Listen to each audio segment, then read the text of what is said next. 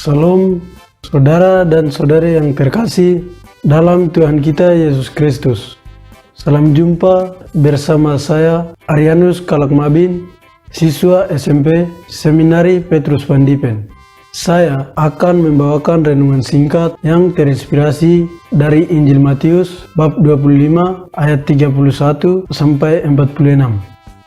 Saudara dan saudari yang terkasih dalam Yesus Kristus, Injil hari ini berbicara tentang penghakiman terakhir. Penghakiman terakhir ini akan terjadi ketika manusia mengakhiri hidupnya di dunia ini. Pada saat itu, Anak Manusia akan datang sebagai Raja untuk menghakimi semua orang dari segala bangsa sesuai dengan perbuatan-perbuatannya.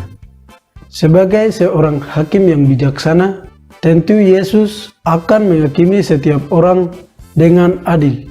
Hal ini secara gamblang ditegaskan dalam kutipan Injil hari ini, yaitu Ia akan memisahkan seorang dari yang lain, sama seperti seorang gembala memisahkan domba dari kambing.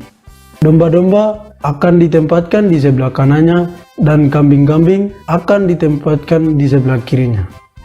Saudara dan saudari yang terkasih dalam Kristus, sejatinya penyebutan domba dan kambing merupakan simbolisasi dari kepribadian manusia itu sendiri.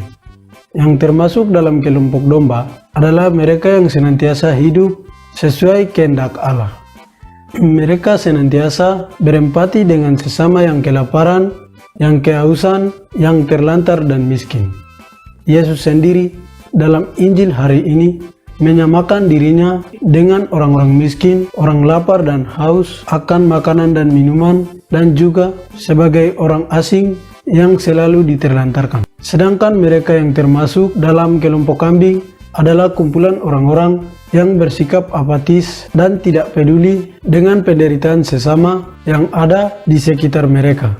Sikap yang demikian itu tentu menolak akan keberadaan Yesus sebagai figur yang senantiasa ada dalam diri orang-orang yang kecil, miskin, dan terlantar. Saudara dan saudari yang terkasih dalam Kristus, saat ini kita sedang berada dalam masa Prapaskah. Baiklah, pada masa ini kita jadikan sebagai momen untuk merenungkan diri, melihat diri, dan berbenah diri. Kita harus menyadari akan segala kerapuhan diri yang mungkin selama ini kita tidak peduli dengan sesama yang menderita atau mereka yang berkekurangan. Baiklah, kita jadikan momen ini, momen Prapaskah ini, sebagai momen pertobatan agar pada hari penghakiman terakhir kita diperkenankan untuk mengambil tempat dalam kemuliaan Bapa.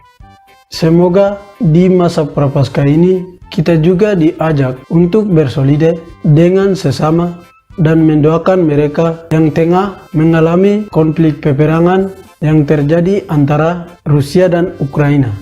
Semoga melalui bantuan doa dan campur tangan Tuhan, secepatnya konflik tersebut diatasi. Para saudara dan saudari yang terkasih, semoga renungan singkat saya ini menginspirasi hidup saudara dan saudariku sekalian. Sekian.